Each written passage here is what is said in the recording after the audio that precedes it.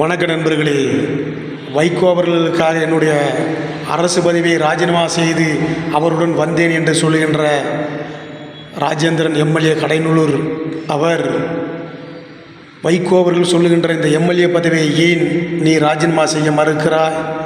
அரசு பதவி என்பது சாகு வரை வருகின்ற உணவளிக்கின்ற ஒரு பதவி, அதையே நீ தூக்கி இருந்தாய் துச்சமென அப்படின்னு நீ சொல்கிறல்ல. ஆனால் அந்த 5 ஆண்டு காலம் பதவி இருக்கிற எம்எல்ஏ பதவி ஏன் ராஜினாமா செய்ய மாட்டேன்ற தலைவர் சொல்லியும் அந்த வீட்டில் சாப்பிட்ட, அந்த வீட்டில் உறங்கின, ஒன்றும் இல்லாத ஒன்றை கோபுரத்தில் உச்சியில் உட்கார வச்சார் தலைவர் அவர்கள்.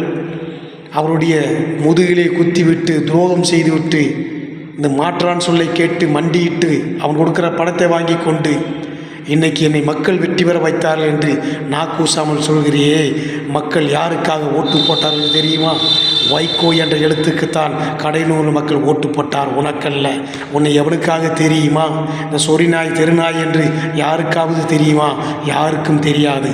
ஆனால் வைகோ நிறுத்திய வேட்பாளர், வைகோவுடைய ஆள் அப்படின்ற ஒரே ஒரு வார்த்தைக்காகத்தான் கடையநல்லூர் மக்கள் உனக்கு ஓட்டு போட்டு வெற்றி பெற வைத்தார்கள். வேறு எந்த காரணம் கிடையாது.